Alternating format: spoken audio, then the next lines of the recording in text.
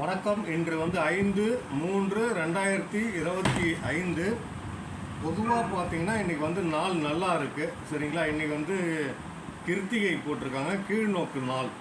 அதாவது நட்சத்திரம் பிரகாரம் நீங்கள் பார்த்தீங்கன்னா இன்று காலை 7:19 வரை பரணி, பின்பு கார்த்திகை. சரிங்களா? இன்றைக்கி சந்திராசிரமம் யாருக்குன்னு பார்த்தீங்கன்னா அஸ்த நட்சத்திரம்.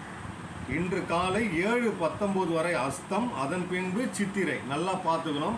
இன்றைக்கி இன்று காலை 7:19 வரை அஸ்தம், பின்பு சித்திரை நட்சத்திரம். சரிங்களா? ரைட்டு. இன்றைக்கி நட்சத்திரம் இன்று காலை 7:19 வரை பரணி, பின்பு கார்த்திகை. கிருத்திகை.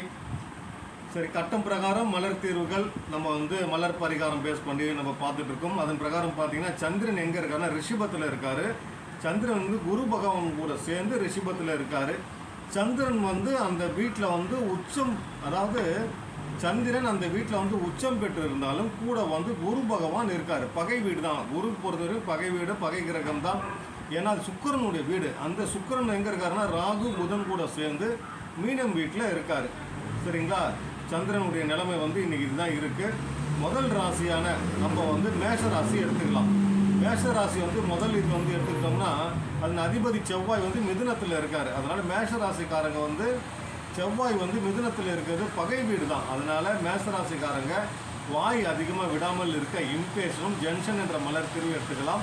ரிஷப ராசியில் குரு பகவான் சந்திரன் அமர்ந்திருப்பதால் மன சஞ்சலம் கட்டாயமாக இருக்கும். அதனால் கிளராந்தஸ் ஜென்ஷன் என்ற மலர் தீர்வு அவங்க எடுத்துக்கலாம்.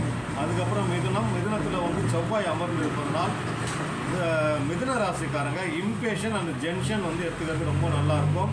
கடகராசி, கடகத்தின் அதிபதி சந்திரன், அவர் எங்கே இருக்காருன்னு பார்த்தீங்கன்னா ரிஷபத்தில் இருக்கார் குரு கூட சேர்ந்து. அதனால் கிளராந்தஸ், ஜென்ஷன், ஆஸ்பன் இந்த 3 மலர் தீர்வுகள் அவங்க எடுத்துக்கலாம். அடுத்தது சிம்ம ராசி, சிம்மத்தின் அதிபதி சூரியன் எங்கே இருக்காருன்னா சனி கூட சேர்ந்து கும்பத்தில் இருக்கார். ஸோ தட் அவங்க அதாவது சிம்ம ராசிக்காரங்க என்னன்னா தேவையில்லாமல் அலைச்சல் அதெல்லாம் இருக்கும். அதனால் அந்த வெர்வைன் எடுத்துக்கலாம். கிளராந்தஸ் எடுத்துக்கினாங்கன்னா ரொம்ப நல்லாயிருக்கும். அதுக்கப்புறம் கன்னி ராசி, கண்ணியில் கேது நிலையாக இருக்கார். கேது நட்பு வீடு இருந்தாலும் அதிபதி புதன் ராகு சுக்கிரன் கூட சேர்ந்து மீனத்தில் இருக்கார். அதனால் இவங்க wild rose and then கிளராந்தஸ் and then sweet chestnut இந்த மலர் தீர்வு எடுத்துக்கிட்டாங்கன்னா இன்ற நாள் ரொம்ப நல்லாயிருக்கும். அடுத்தது பார்த்தீங்கன்னா துலாம் ராசி, துலாமின் அதிபதி பார்த்தீங்கன்னா சுக்கிரன். அவர் எங்கே இருக்காருன்னு கேட்டிங்கன்னா மீனத்தினுடைய வீட்டில் ராகு கூட சேர்ந்து இருக்கார். அதனால் வைல்ட் ரோஸும் அவங்க wild rose and then cerato gentian இந்த 3 எடுத்துக்கிட்டாங்கன்னா நாள் நல்லாயிருக்கும். அடுத்து விருச்சிக ராசி, அதிபதி செவ்வாய் எங்கே இருக்காருன்னு பார்த்தீங்கன்னா மிதுனத்தில் போய் இருக்கார். அதனால் தன்னை அறியாமல் தனக்குள்ளே இனம் புரியாத ஒரு பயம் இருக்கும். அதனால் ஆஸ்பன் என்ற மலர் தீர்வும் ஜென்ஷன் என்ற மலர் தீர்வு தேவைப்பட்டால் அவசரப்படாமல் இருக்கிறதுக்காக இம்பேஷன் என்ற மலர் தீர்வு எடுத்துக்கலாம். அதுக்கப்புறம் தனுசு ராசி, தனுசின் அதிபதி பார்த்தீங்கன்னா குரு பகவான், அவர் ரிஷப ராசியில் சந்திரன் கூட சேர்ந்து பகை வீட்டில் தான் இருக்கார். அதனால் ஜென்ஷனும் இம்பேஷனும் எடுத்துக்கினாங்கன்னா இன்றைய நாள் நல்லாயிருக்கும். அடுத்த மகர ராசி, அதிபதி பார்த்தீங்கன்னா சனி, அவர் சூரியன் கூட சேர்ந்து கும்பத்தில் தன் வீட்டில் தான் இருக்கார். இருந்தாலும் சூரியன் கூட இருப்பது அவ்வளோ நல்ல இல்லை.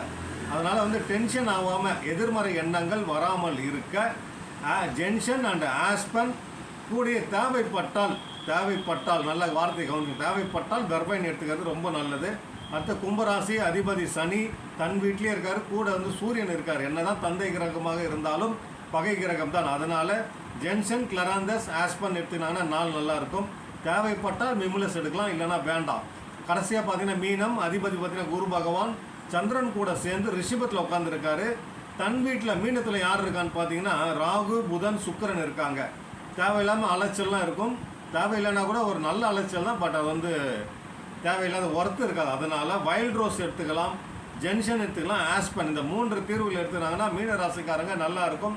பொதுவாக பார்த்தீங்கன்னா இன்றைக்கி நாள் நல்லா இருக்குது. கீழ்நோக்கு நாள், கிருத்திகை. கீழ்நோக்கு நாள்னால் பயப்படாதீங்க, பூமி கீழே செய்யக்கூடிய அத்தனை வேலைகளும் செய்யலாம். உண்மையை சொன்னோம்னா அதுதான் கீழ்நோக்கு நாள். சரிங்களா? அதுக்கப்புறம் சந்திராஷ்டமம் பார்த்தீங்கன்னா காலை 7:19 வரை அஸ்தம், பின்பு சித்திரை. மற்றபடி நாள் எல்லாமே நல்லா தான் இருக்குது. நல்ல நேரம் ஒருத்தர் கேட்டிருந்தார். நல்ல நேரம் 9:30 மணியிலிருந்து 10:30 மணி வரை நல்ல நேரம். மாலை 4:30 மணியிலிருந்து 5:30 மணி வரைக்கும் நல்ல நேரம். மீண்டும் அடுத்த நாள் சந்திக்கலாம்.